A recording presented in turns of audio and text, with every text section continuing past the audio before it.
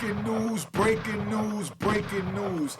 Gene Deal exposed how Big Meech got the time cut and 50 Cent calling him out for defending Big Meech.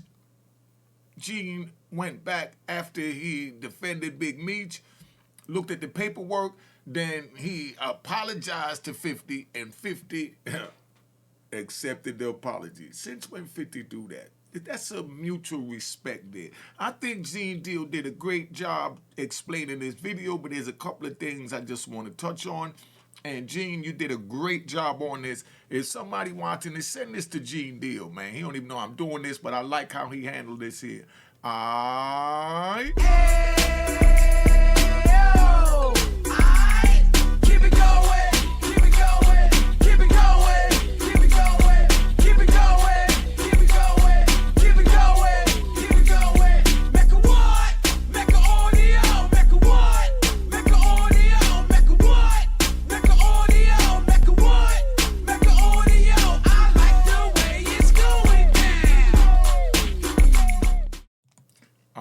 You know what it is, Unique Make Audio, man. This was Gene Deal on the Art of Dialogue. He's speaking on the beef with 50 Cent and him apologizing to 50, him getting involved in Big Meech and Cuffy's business with 50's business and Rick Ross' business.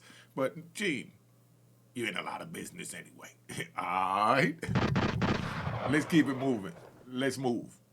You and 50, y'all had a back and forth on social media about Big Meech, and you ended up apologizing to 50. If you can you give me the backstory behind that? What's going on with Big Meech? Yo, bruh, you know, I don't want to be like everybody on the internet and come to any kind of assumptions about this. So I went and I read the paperwork. You understand? I read what was available. I asked some agents that were friends of mine. Hold up. Did he just say agents that was friend of his? How could an agent be a friend? Okay, Gene. But you've always been a parole officer, a great parole officer. Everybody I know that dealt with you said you was helping them out, but I just wanted to point that out, that where I stand, I could never be no friends with no agent. Let's get that straight. Not even today. I could never be a friend with an agent. That's just me. But we're living two different lifestyles. All right? With my fraternity brothers about certain situations, I asked guys who had that 848 kingpin charges. I asked guys who was in jail at the time. And I got all the information from them. And I think you did a great job articulating it. Make sure y'all watch this video all the way out and subscribe to my daughter's YouTube channel at Juanita Mech Audio, Unique Mech Audio Prison Stories, and Mech Audio TV. All right? But I could be just like everybody else and just have assumptions about the whole situation. So the thing about with 50 and me, when I took up for Meech, it was because I've been around Meech. You understand? I've had conversations with Meech. And I always known Meech as being a stand-up guy. All right, stop right there. No disrespect to Meech, because like I said, to me, the verdict is still out with me, you know, because it looked like Tammy's a scorned woman, so we got to look what we could say, and I'm going to break down, you know, where that last piece of hope that I'm holding out for Meech is at. But when he just sat there and he said that he was a stand-up guy, so was every other rat bastard, Gene. They all, listen, some of the coolest dudes you'll ever know will be rat bastards before you know they're rat. Those are the ones that know how to infiltrate. Look at Donnie Brasco. You know what I mean? Let's ride. Y'all remember that movie with Donnie Brasco that infiltrated the mob and brought him down? He was the coolest dude. That's why the mob brought him in. You know, but then now look at where we at. You know, they done took down the mob. So you don't know if that dude that's always been a stand-up dude decided to flip when that pressure got on him. Because that pressure, we know, bust pipes. So we're trying to figure out, did the pressure bust Meech's pipe? All right, but stop, Gene. You understand? And so then I jumped out the window. You understand? Because I didn't see that in Meech. I like that. See, Gene keeping it 100 right here, man. You know, and that's why I'm doing this video, because I could have called Gene and did this with Gene, but I wanted to do this because I respect the way he did this. I think that his interviewing skills is getting much better. He's better at articulating. And to be honest, he didn't do no wailing in this video like he normally be doing from my point of view, even though he be thinking I be wailing, but that's the way it is because we live in two different lives. But let's keep it moving, all right? But Gene keeping it 100 in this, man. You know, I didn't see him doing that. But that's not none of my business. Right there, key point. To know the intricate parts of it. Gene speaking wisdom. So me to speak on that, I had to go and see what was out there. And that's why I ain't really get into it to give my opinion and say, oh yeah, he's hot, he's a rat, he's a this. Because I'm still looking over paperwork, but Gene went ahead and took it a step further and looked it over, and I respect that. Now, yo, you might have to have a whole nother hour to this, bro, because it's longer than what people realize it is.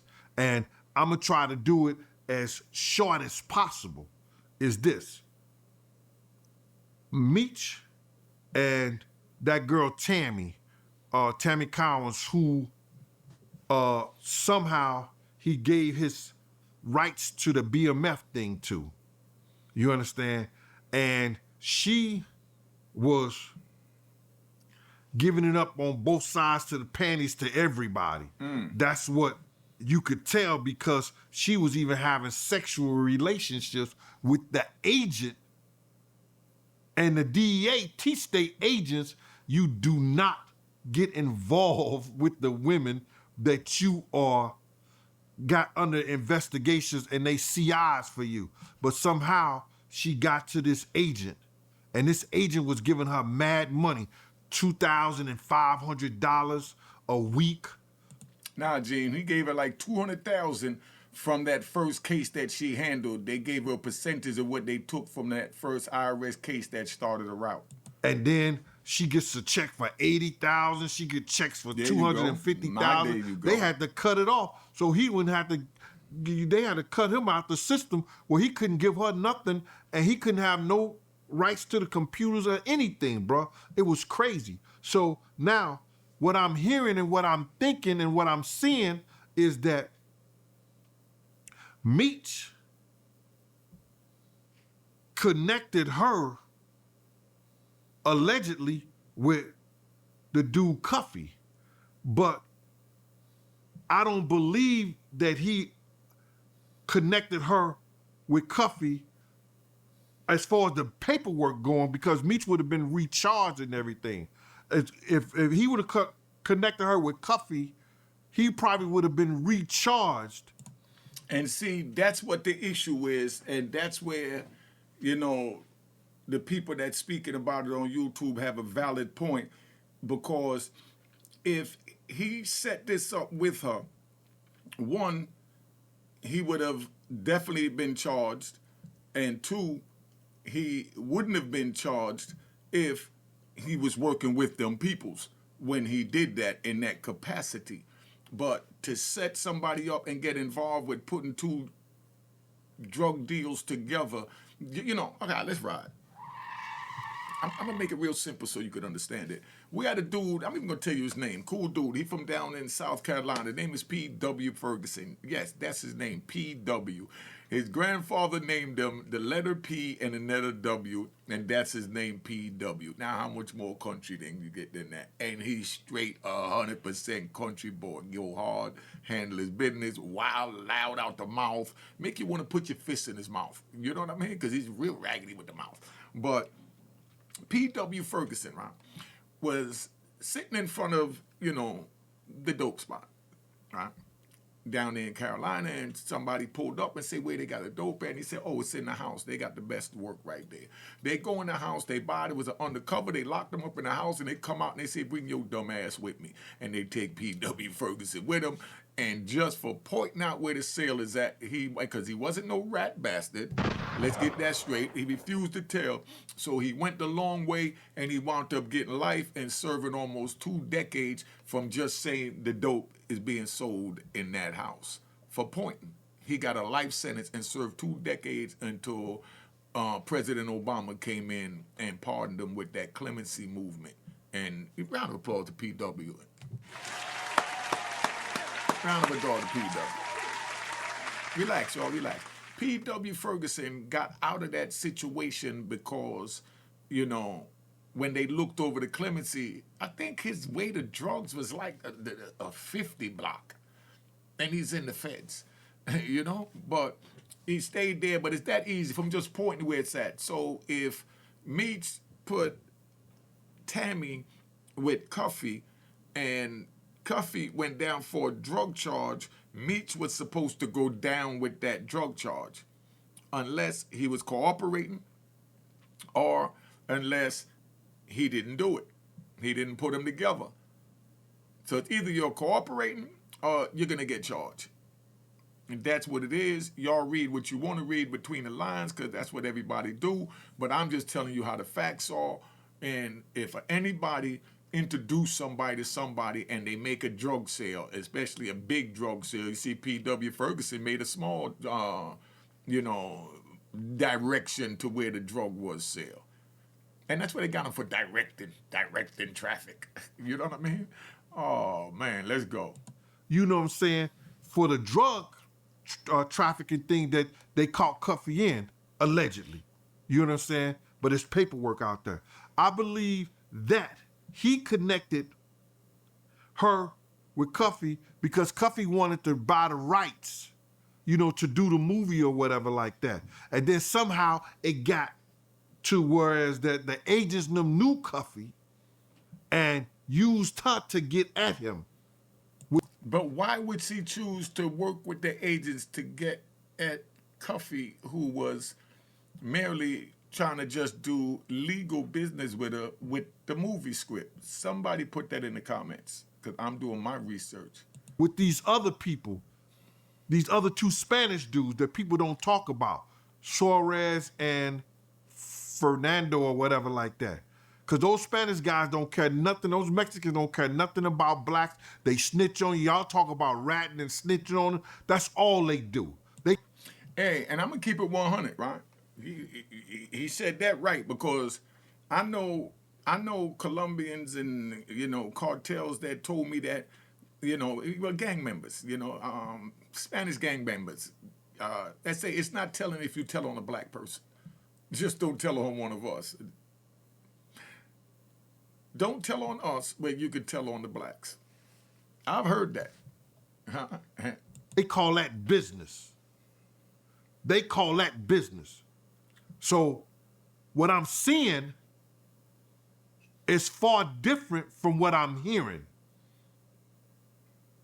In the paperwork, you don't see that Meech was a cooperative third party. Because when I spoke to the agents that I spoke to, that's your shout friends. out to my bros. See? When I spoke to them, they said this. In order for Tammy to have Meech as a cooperating third-party cooperative, the agent has to speak to Meech at least once with his Attorney. Legal counsel. They're gonna draw up the paperwork, and it's some kind of secret thing that I forgot the name of it, man. I'm sorry about that. Well, you see what he said? Everything he said is 100% right. That's why I wanted to break this video down so y'all really understand how this third-party thing works, right? They'll get with his lawyer and him, and they'll let him know, hey, we got a female over here that's trying to do X, Y, Z, and if she could bring us this, we'll attribute this to you. Are you okay with this? Are you going along with this? You know? Do you have any objection to this? And our lawyer could say, nah, my client don't deal with rat bastards and don't want nobody to turn in nobody, so get me out of here, and whatever you and that chick got, you go do it on your own. That's what a man would say, right? But then now you got people that'll say, bet, but how would you hide the paperwork? But see, there is no hiding of the paperwork, because what they do is, just like Gene's saying, when they put the paperwork together and they file it with the court, they file it under Freedom of Information exempt. That means that nobody could get it. They had the JFK files, the Martin Luther King files exempt. So if he did, or if anyone third cooperated, it would be filed on the third party, because that don't have nothing to do with the case. That's just the reward for the conviction of the case. And the reward don't go in the case. The reward goes somewhere else. I don't know where it's at, but it's in his case under Meech. What you do is, well, I'm going to give y'all something to do if y'all like, this researching. File Big Meech Freedom of Information and put that time period that it happened in there, and then you look for anything around that date that said that it was filed under seal. If it's under seal, then it's exempt. Under seal meaning nobody could see it. Like when I got arrested, could we ride? Like when I got arrested for a secret indictment, a sealed indictment, and they wasn't supposed to open it until they had my body in possession in a courtroom in front of a judge. So I got arrested with my cousin and my comrade in the car. So they also got charged with the 848 that night. When we went to court the next day and they opened a sealed indictment, their names wasn't on it, so they was released, but their names did go on the computer as being a kingpin the night they was arrested with a kingpin. So that screwed their life up, that now they got this kingpin charge on their jacket, and they was never even charged with it. They were just under suspicion of being on a sealed indictment. But when they filed these papers, right, that Gene is talking about with the third party, they put that in the cuff. And they do try and hide it from them. But everything in the dark comes to the light, and everything that's in writing, anything they do with a case have to be in writing, because they have to justify how Meech got out.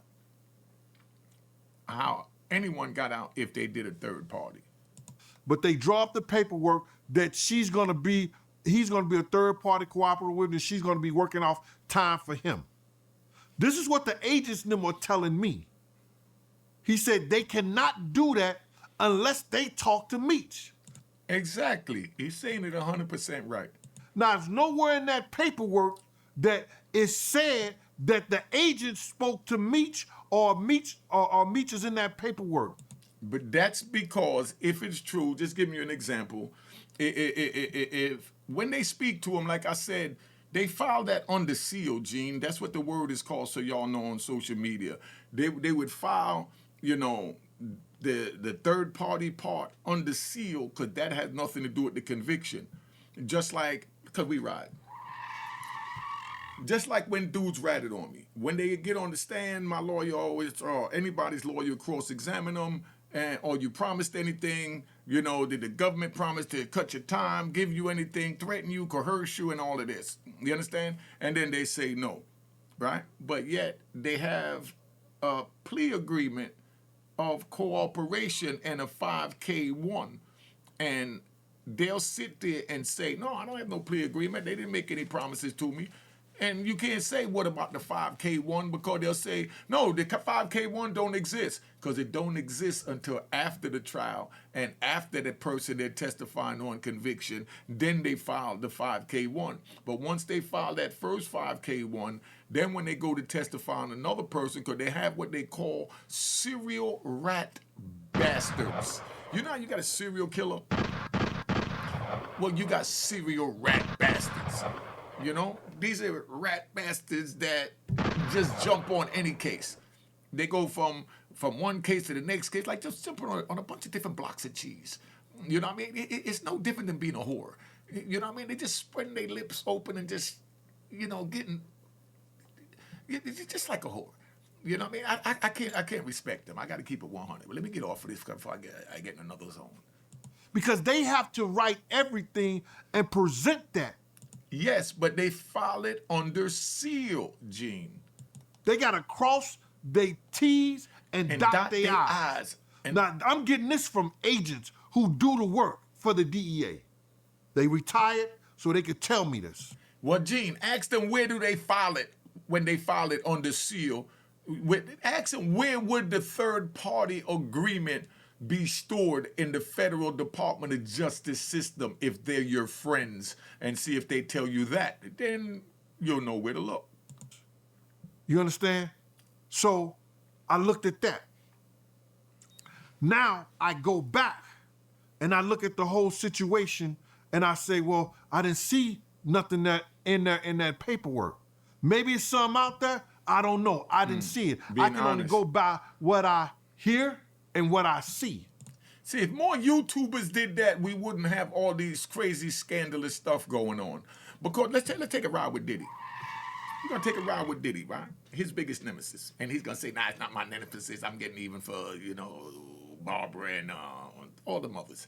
Now, they put it out. They found baby oil in Diddy's thing. They never said it was drugs in it. They never said it was nothing in it. But the social media did. They put it out there. They took terabytes of surveillance tapes. Terabytes of videotapes from Diddy's house. And then the media put it out there because the feds never said that it was drugs in the baby oil, and they never said that it was freak-offs on the tapes they took out of Diddy's house. But social media ran with it and said that it was drugs in the baby oil and it was freak-off tapes, that they took. But the feds never said that. But all they did was just throw the alley-hoop because they knew that our own people would eat our back out, and that's what the saddest thing is, that we just jump on anything and eat our back out. Now, they even put in there that, Diddy had minors. That's why you even had the minor come out against Jay-Z and Diddy. And Jay-Z got in that ass and shut that down where she admitted she was lying. Now he going at Tony Busby, and it's all this going on for that same reason. That social media, the way the feds did it, they just threw the alley-hoop out there, and whoever wanted to grab it to try and get a piece of the bag or try and get in the spotlight, you could go ahead and do it. Dangerous game. So now, I look at Meech's paperwork and look at his time, and it coincides with the time cuts and all this stuff like that. But then I was like, in our time, because there's a lot of guys that sold way more drugs than Meech. They got a guy in California, one guy that sold way more drugs than the whole BMF thing. You understand what I'm saying? So, but why did he get the time cut? And then I had to see that his cooperation with the government was not taking it to trial. His cooperation with the government was convincing his brother not to go to trial. His cooperation with the government was telling the 5 people below him that he supervised in his plea agreement. And everybody does that. So what he's saying is that Meech got a deal because his job was to convince everybody to rat on each other. That's basically what it is. I'm just calling a spade a spade. You know what I mean? And it's not ratting if they all agree to tell. You see what I'm saying? But if one person said they're going to trial and everybody and the other 4 people say that, nah, we pleading guilty and we're telling this and that, now they got all the information to bring against the one going to trial.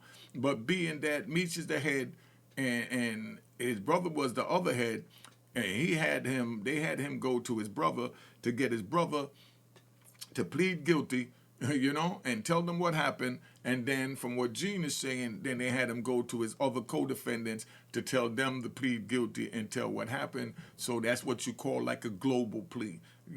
That's tolerated. That's understood when you come together and say, look, let's just see what the less time that we could all get, and we move forward so that nobody get hurt and we don't hurt each other with our statements. So they allow the co-defendants to go in the room with their lawyers and have a conversation and see how they're going to go about it, if they're going to accept the global plea for all of them to just tell on everything they know about each other. All right? They do a plea agreement. they say what they did, and the government, they had to go in front of the judge and say, yo, the government, the prosecutor said, that's true, something else is true. So that's what they have to do. You understand what I'm saying? So that's what he did. He helped the government in a plea agreement by not going to trial. That would have been a 6 to 8 month trial because they had about 35 to 50 witnesses against them. And then you got to realize, and that's how he got the cut, not the kingpin charge.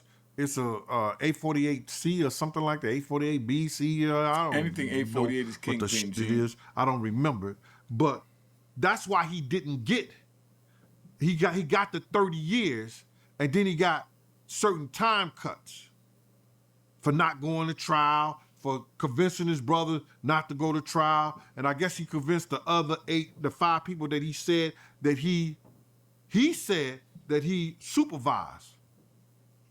Because, they didn't have an opportunity, I guess, because had they went to trial, Meech already gave a statement that he supervised them.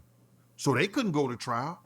So it's a whole lot of shit in there that I cared nothing of, but I cared enough to look at it because I jumped out the window on 50. So 50 has some other information. 50 has some other things, and he probably had way more information than I did, so I apologize to him. Now, that's honorable, and that's what being a man is about. Round of applause to Gene for that. Round of applause to Gene for that. Round of applause to Gene for that. All right. You understand? Because it was something I should have kept my kept my mouth closed about. But because I knew Meech was always a stand-up guy. Was key word if he turned out to be a rat. You understand? Because I knew Meech was always that dude. I jumped out the window on 50. So I apologize because evidently 50 had way more information than I had. 50 had some other stuff or saw some other things that I didn't see. So now I apologize to 50. 50 came back and said, apology accepted, Gene. And then everybody on the whole internet. That was honorable of 50 Cent. Round of applause to 50 Cent. That was honorable. Every beef is not worth having. Got into it, was talking about, yo, why 50 accepted Gene apology? 50 is relentless. He usually go out and clown people and say this and say that. 50, one man to the next man, know that when he had his altercation, his situation with Ja Rule, when he was at Black Hands, around the Black Hands crew, I stood up in his defense and I told him what I needed to tell him. And as men, he respected that. So, as far as that Meech thing and that 50 thing, bruh, I want to stay out of it. I said what I said because I told you that I was going to tell you, and your fans, what was the situation with that and what I found out about that. You understand? But that's one thing I want to stay out of it right there. And I respect both of them as men. That's their thing. They do their thing. 50 didn't jump out the window on me because he know as a man that I'm my own man and I've always been. And he know no matter who it is or whatever the situation, I'm going to always stand up. All right. That's what I'm talking about. Gene kept it 100 on that. But it's a shame that we could sit here and, Gene, relax, man. Relax. You did real good. You explained yourself real articulate on this. I'm trying to find, there you go. I'm trying to find a decent picture without you looking crazy with your mouth open because it was paused, and paused. But this video was very well articulated by Gene Deal, and I just wanted to let y'all, see this and clarify certain things that he said, but he did an excellent job. Subscribe to my daughter's YouTube channel at Juanita Mecca Audio, spelled Juanita ITA, Mecca Audio. Cheers, cheers, toast the crime, toast the crime, the crime, the crime, the crime.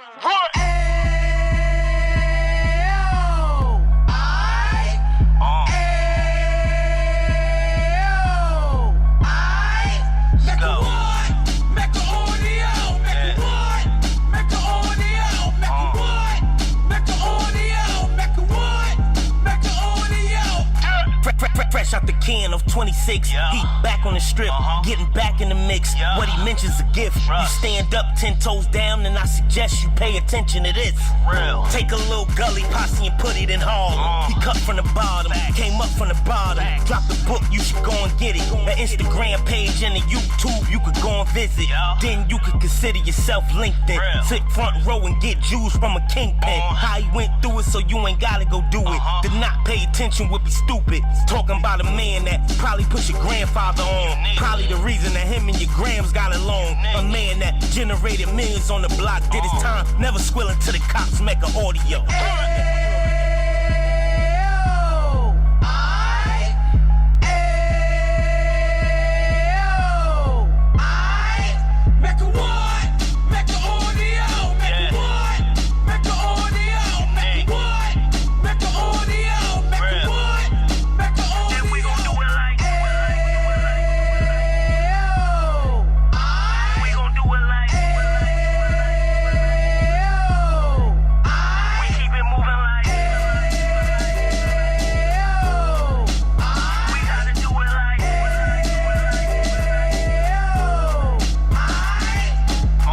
Get it live like 2 G's in the 90s. Drop top beamer so shiny. I let shorty go, she was whining.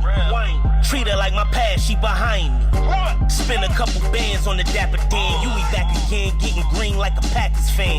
No cap, it's a roaring uptown. They be horn uptown, Dominican bust downs. Now we on the positive, we got a lot to give. Now he trying to stop the kids from being inoperative. So take heed, homie, lend a ear. He started in uptown, he gon' finish dead. But now it ain't about selling drugs, buying cars. It's about buying property to make the community yours, so we can give back to the.